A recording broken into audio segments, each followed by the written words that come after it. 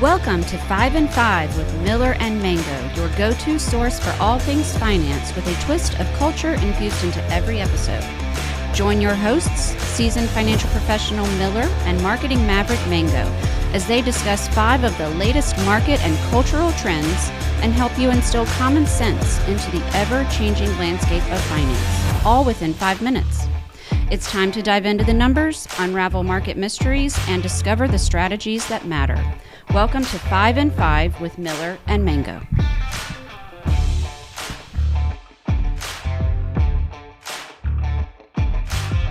Hello and welcome back to 5 and 5 with Miller and Mango. I'm your host, Mike Manganello, with my co-host, Miller Hoffman. Miller, what's going on? Good morning. How are you, Mango? I am fantastic. And to all listeners, we're throwing a new curveball here. We're actually recording a week early. We will be releasing when you listen to it, but Miller and I are both actually traveling for work. So we're kind of like time traveling a little bit. We're time traveling and we're going to sunnier places. Yes, so you to I'll Florida. be in West Palm and Miller in San Diego, just telling them about a restaurant where you should go to. So yeah, well, I think we'll have a good time. Yes, but we're producing this for our listeners, so let's crank it. Is gold making a comeback? Recently, the price of gold went to $2,141.90 a troy ounce, which was a record high. First, I don't even know what a troy ounce is, but I thought that was interesting. Mm-hmm. Are you buying gold? I am not buying gold, but gold tends to rear its head every handful of years, especially when there's economic uncertainty or inflation has been the big keyword here as of late. But I take the Warren Buffett approach with how he views gold, or really any precious metal for that record. And I think this makes sense. If we look at gold compared to a longer-term investment, gold doesn't produce anything. It doesn't employ people. It doesn't strategize and try to innovate around the market. Gold is just that. It's gold. It's a precious metal. It's a commodity. So if I have money here I want to put on a certain piece or a bet here, let's say, it's not going to be gold. And I think depending on who you ask as well, it hasn't been an excellent diversifier, which is what a lot of people flock to it for, even in the midst of inflation. Really, we think of longer-term investments that gain in value as combating inflation the best. That's interesting. So, Mango, I probably won't be pulling out my wallet for gold anytime soon. However, the AKA digital gold, Bitcoin, is going through the roof. But just it's interesting the factors that people are looking to for other investments with inflation growing. So that's probably why this is like this. Yeah, no, and it's interesting in the crypto space of how a lot of the characteristics they're trying to reflect that gold has, right? It's a store of value. It doesn't change that much in value, using it more as a currency. It's a fixed supply, so it's not unlimited gold out there, which I think is akin to like the Bitcoins of the world. Yep. The world. You got it. Yeah, what's next? Target is joining the membership game. Recently, Target is launching a paid membership program next month called Target Circle 360. I feel like they could do better with their names, but that's okay. Competing with Amazon Prime and Walmart Plus, which is basically giving members better delivery and shipping. My angle on this is Target is really known in my mind as a parent as a good in-store retail experience. Take the kids, get a coffee, putz around for an hour. Yeah. This signals they are trying to not get out of the in-store experience, but move where everybody else is. So I find this interesting. I'm wondering how many people will pay for it, knowing that most likely majority of people will pay for an Amazon Prime, but we'll love your thoughts on that as well.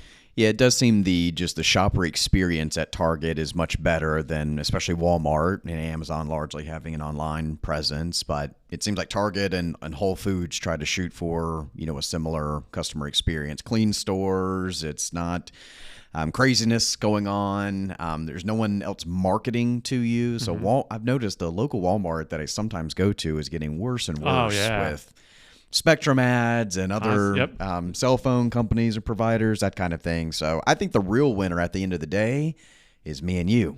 I think the consumer wins at the end of the day. I'm not a huge in-person shopper, so this suits me just fine. But we'll have to see how the rest of the market takes it. I'm interested to see the numbers on this one, to tell you the truth. Yeah. Number 3, the national average FICO score drops for the first time in a decade to 717 due to most likely increased missed payments and debt levels. I just want to understand, we've talked about debt a lot on this podcast. What does a FICO score actually mean to the average Joe? What are some hinges that it has about buying a house? What does it actually mean? Yeah, I think it's an incredibly important topic that is marketed to us a lot through commercials. Think of like the Credit Karmas of the world, and even FICO, I think, has a couple of commercials. But these companies exist to try to gauge your credit worthiness as a consumer. So how likely it is for a bank or a lending institution or a car dealership to loan you money. Do you make your payments on time? What kind of history do you have with your credit? How many lines do you have open? Is this something, just another credit card you're going out to get, or do you manage how many lines you have open? So different, those types of concepts have different weightings when it comes to the FICO score. They're not all created equal, but still equally important, and something as a consumer you should always track. And I don't like to use always a lot here, but always having an idea of your formal scores is super, super important. And I think we're seeing maybe the debt or the scores here dropping a little bit just because debt is more expensive now. Credit cards are variable here rate-wise. We've seen the mortgage rates kind of scream up here as of late. So it makes it a little bit harder to pay debt off when the interest is starting to build up, which is kind of scary. Yeah. Is there a site where people can go on to check their credit score or understand how many cards they might have open, not knowing how many cards they actually probably have?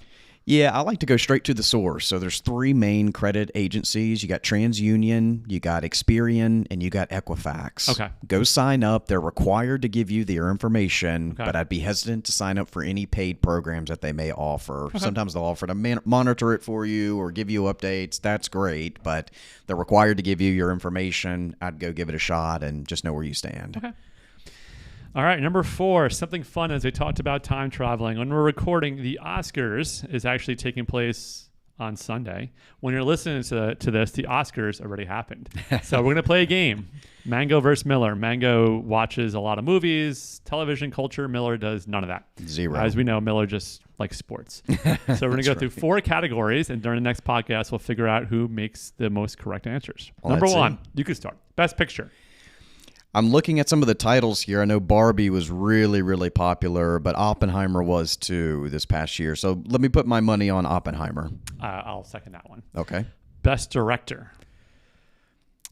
Let's see. Scorsese is just a classic. So let me go with Scorsese here for Killers of the Flower Moon. Okay. I'm going to throw a curveball, and I can't even pronounce this guy's name, but Poor Things director Yorgos Lanthimos. Close enough. Looks good to me. Yes. Sounds good to me. Best Actor.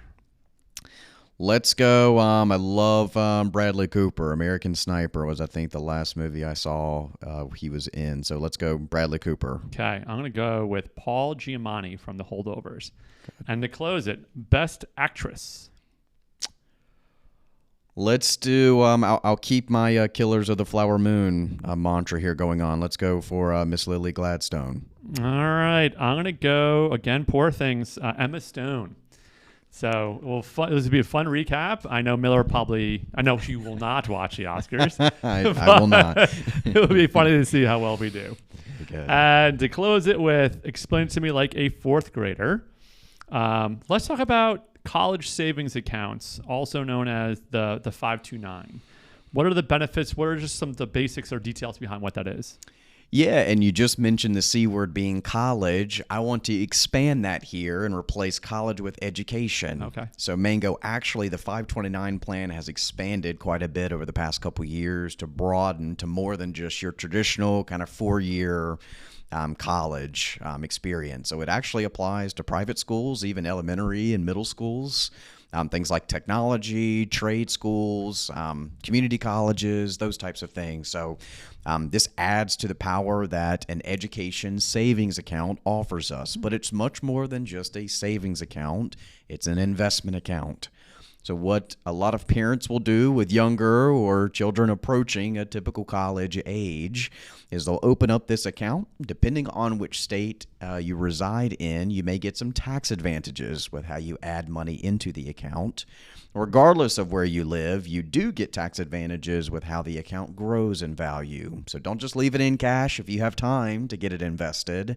That's a big part of the upside of the account. Get it invested and let that money work for you and ultimately your loved one or your child. So depending on, quick recap here, you can use the account. It's much more flexible than it has been in the past, but it can still be pretty restrictive. It's designed to support education cost.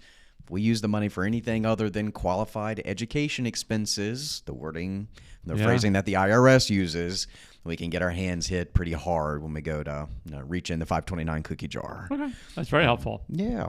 Do the kids have to be a certain age before you start contributing to it? They do not. In fact, you're able to change the beneficiary on the account however frequently you want. So what some parents will do, I've heard of some of them doing, is opening a 529 account in one of their names if a baby is on the way. Oh, okay. Once the baby is born and has a social security number, you're able to transition it right to the little baby. Awesome. Great to hear. Well, that's it for today. Again, I know it's a little wonky. I hope you had some fun with this. I know we did. We will be traveling while you're listening to this, and enjoy our listeners. And like I always say, your feedback would be fantastic. Like and subscribe, and have a good day.